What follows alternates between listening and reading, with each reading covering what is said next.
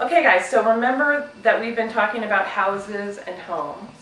And so I'm going to read you a little poem, and it's from this book called Here's a Little Poem.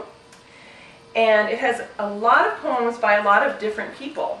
And this poem is called Sand House. So this is one kind of house. It says, I built a house one afternoon with bucket, cup, and tablespoon. Then scooped a shovel full of shore on top to add the second floor. What does she mean, shore? Water. Shore? I mean sand. Sand, I think so too. But when the fingers of the sea reached up and waved a wave to me, it tumbled down like dominoes and disappeared between my toes. Is a sand house a very sturdy house? No. I don't think so. And that poem is by J. Patrick Lewis. Okay, so now we're going to read a story about a house that is a more sturdy house, and this is called The Napping House. And it's by Audrey Wood, and it's illustrated by Don Wood. Do they have something in common? Do their names have something in common? Wood. Wood. Their last name is both Wood, so what do you think that means? Identical. Identical. I think that maybe they're in the same family. Do you think?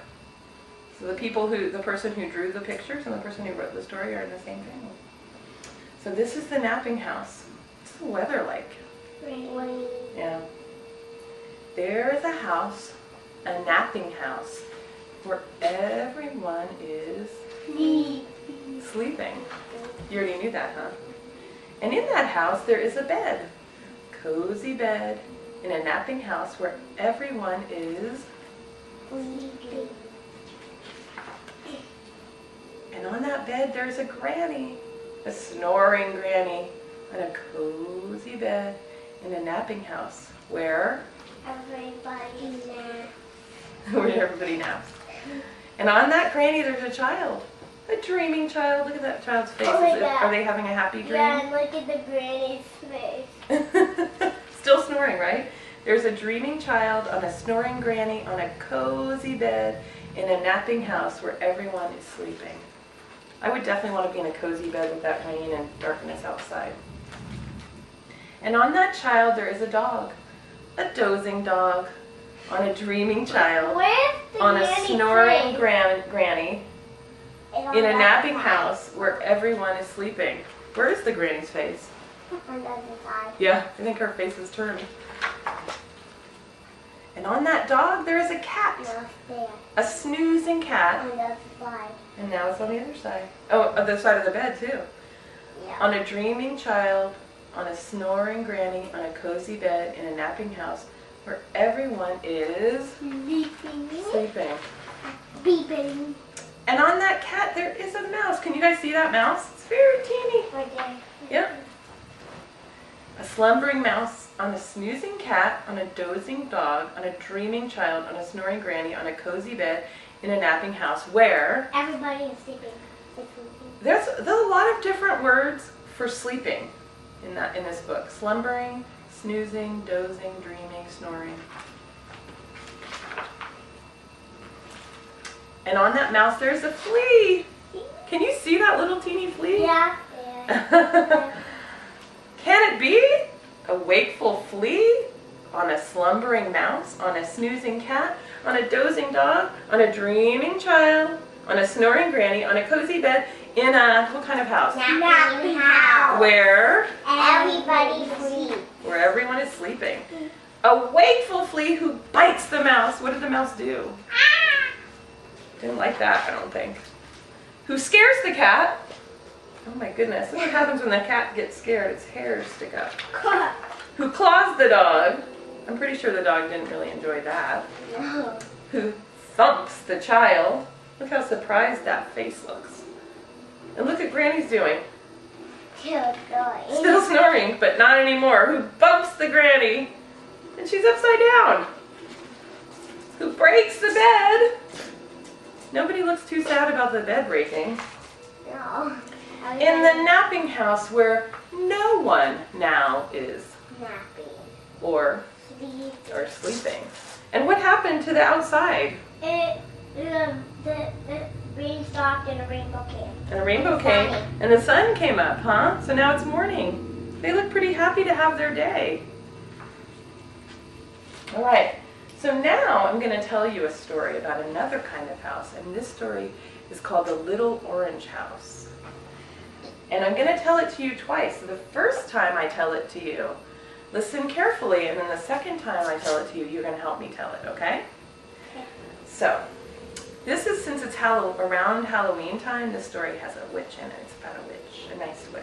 Once upon a time, there was a little witch, and that little witch was walking down a path. No, turkey. And that little witch was walking No, down a path. turkey. I can tell you a turkey story too, but we're going to tell a witch story now. And that little witch was walking down the path on a cold day, and the wind was blowing and the leaves were blowing all around. She was in the woods, and as she was walking down the path, she was looking for a place to live for the winter because it was starting to get really cold. And she didn't have a house to live in for the winter. And as she was walking, and as the leaves were floating down and flying around by the wind blew an orange piece of paper, and it landed right at her feet. And the witch said, I can make a house out of that orange piece of paper. So she took that piece of paper and she folded it like this. And then the witch took out her magic scissors, which she always carried with her. And her magic scissors looked a lot like this. And she took this magic scissors and she looked at her house and she said, I think my house needs a roof. So she took those scissors and she snipped here and she snipped there. And she made her house a roof. And then she said, well, my house needs a door. I can't get into my house without a door, right? So she took her scissors and she made a special door for her house. Now what's special about this door? For her hat. Right, it's pointy so that her hat can fit in the door. So now she can go inside the house. So she went inside and she was all excited, and then she ran back out because she said to herself, wait a minute, my house needs a window. It's very, very dark in there. So she wanted a window in the front and also a window in the back. So she took her magic scissors and she cut a window just like this.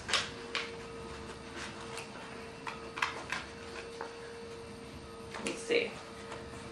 And she really wanted the window so that she could see outside and stay cozy and warm inside all winter long.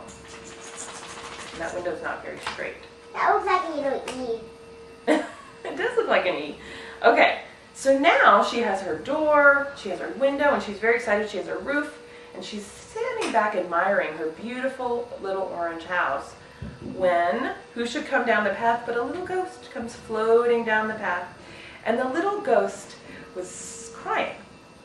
And the witch, who was a very friendly witch, like I told you, she was very nice and kind, said, what's the matter, little ghost?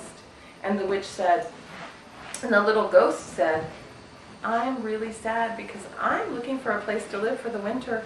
It's very cold, and I don't want to stay out in the woods in the winter. I need a place to stay, but I can't find a house. And the witch said, well, little ghost, I'm so excited to tell you that I just made myself a house out of this orange piece of paper, and I would be more than happy to share that house with you for the winter. And the little ghost was so happy that the witch had been so friendly and welcoming. And then the witch said, but before we can go in, I need to make a little door for you, little ghost. So the witch said, I have a special door with a pointy hat for myself. And for you, I'm going to make a little round door for a little ghost. Well, the witch and the little ghost were very pleased with this house, and they decided to go inside. So the witch went into her door, and the little ghost went into her door, and they looked out their nice windows in the front and in the back. And they stayed there all winter long, cozy and warm in the house. And do you want to see what's inside? A pumpkin. What happens when you go inside the house? A pumpkin. There's a pumpkin. That's right.